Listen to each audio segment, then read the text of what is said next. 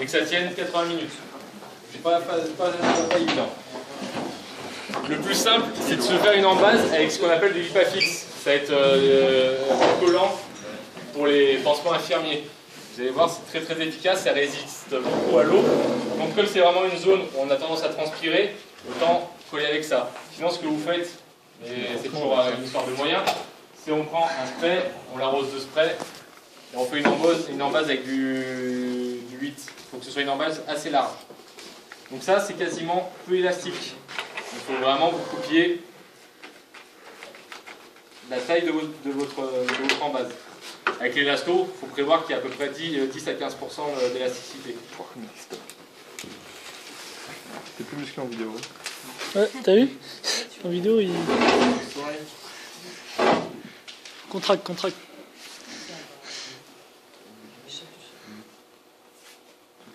Alors, tu vas corriger ton épaule, tu vas essayer de serrer ton omoplate en arrière. On fait corriger toujours l'épaule pour qu'il ramène un petit peu, qu'il serre son omoplate, qu'il verrouille son rhomboïde, pour ramener un petit peu sa tête humérale vers l'arrière. C'est vraiment ce qui nous intéresse. Donc là, on passe pointe de l'omoplate et on arrive. Désolé, je suis allé un peu trop loin. Le téton. Sur le téton. Généralement, il ne faut pas trop prendre le téton, il y a toujours un peu de poids et quand vous l'enlevez, c'est... Il le savait. Ça, c'est notre première embase.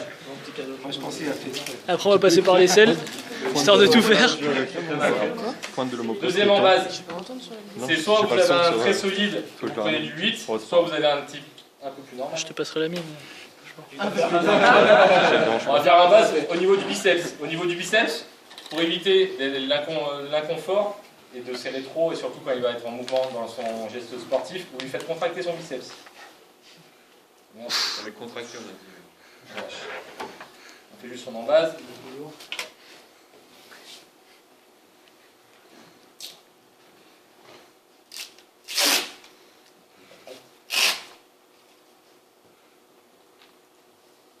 On passe juste en arrière, enfin sous le V-deltoïdien. Normalement, ça suffit. Après, il y a deux versions. Il y a la version où il faut vraiment que ça tienne et qu'il y ait une épaule qui vient juste d'être opérée et c'est instable.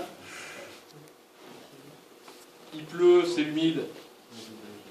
On prend du Locotep P.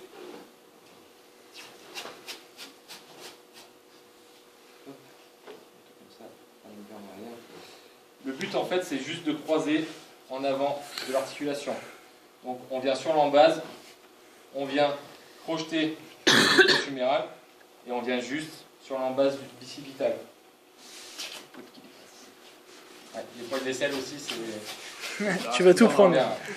Épilation unilatérale. Pareil, on a juste à faire chevaucher nos bandes d'1 centimètre.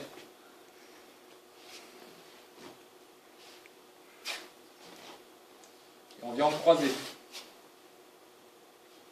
Là, ce qui nous intéresse vraiment, c'est la stabilité antérieure.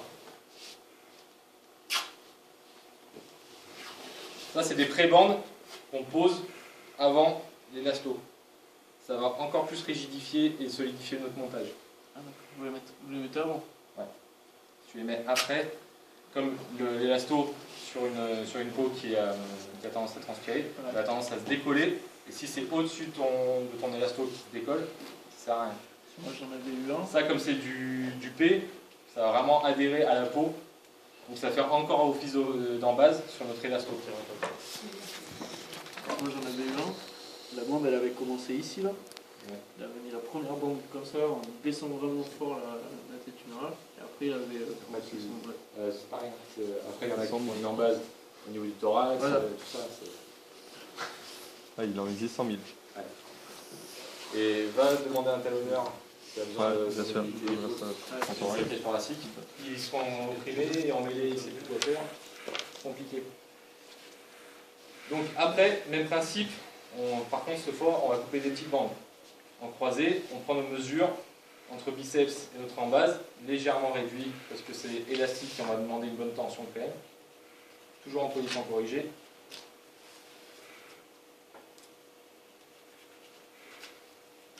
Pour que ce soit assez solide, on ne fait pas 2 croisillons, on essaie d'en faire 3. Donc il nous faut 6 bandes. Donc c'est pareil, hein. C'est un bon strap, c'est assez onéreux, ça coûte 1 à 2 bandes à chaque fois, hein, par strap.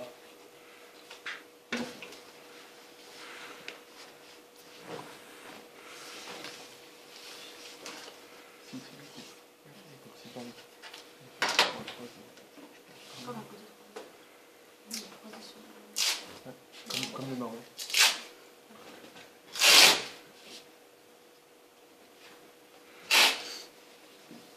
Donc, on en met une. On vient casser légèrement l'élasticité, on ne va pas le casser comme un débile. On vient vraiment le mettre en tension pour que si l'épaule a tendance à partir vers l'avant, qu'elle soit vite rappelée par l'élasticité vers l'arrière. On vient poser au niveau du précipitage, au niveau de notre embase en haut, et on vient croiser.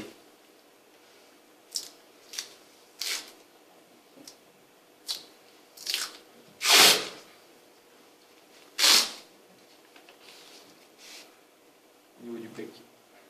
Bien croisé. Toujours, on essaie de ramener la tête humérale vers l'arrière. Et après, on a juste à chevaucher et essayer de déborder un peu nos mains.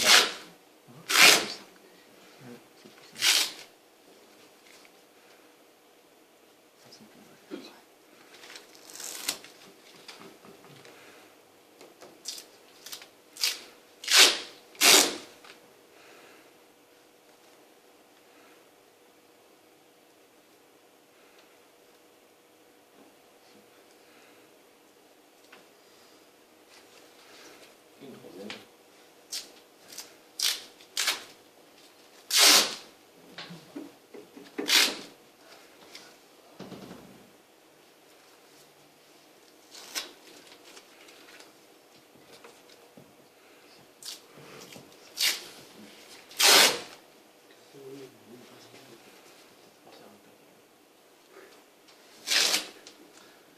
Après, il y a une bande qui est assez importante. Moi, je la fais en 6. C'est on vient repasser sur notre embase. Au moins, ça vient fermer notre montage vers le bas. Et quand on arrive au niveau du V-deltoïdien, c'est après le but, on va juste faire changer la position. Tu viens ramener ton épaule vers l'arrière, c'est ton omoplate. Et ça vient vraiment rappeler, faire un rappel de notre tête humérale vers l'arrière. Ça vient vraiment l'emprisonner, la bloquer. Et on va vraiment la tirer vers l'arrière.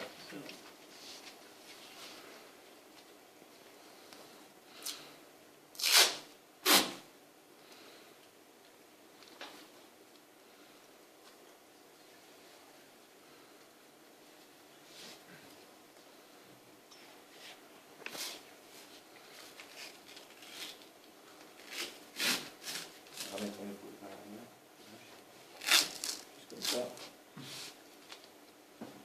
Là, on fait des petits virages, donc c'est toujours un peu compliqué avec les plis. C'est vraiment, on essaye d'englober notre tête humérale, ça fait vraiment un hamac. On vient tirer vers l'arrière, jusqu'en bas de l'omoplate.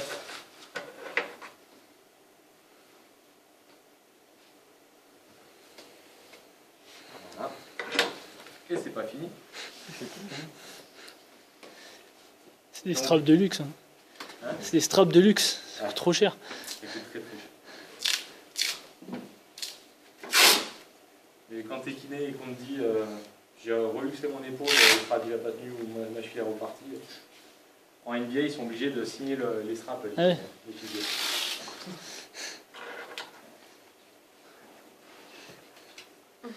Quand on sera en NBA, on saura. Voilà. Après, si vraiment il a un problème d'acromio, la bande que j'ai mis en dernier pour solidariser, on vient en remettre une pour rabaisser encore plus la clavicule. Ok? Au moins, ça refait un petit effet rappel que la clavicule redescende et vienne en contact avec l'acromio.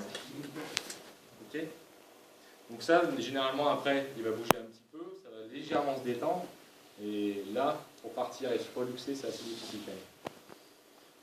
Après, l'épaule, c'est vraiment le strap le plus bâtard. Il va être efficace une demi-heure, pas plus.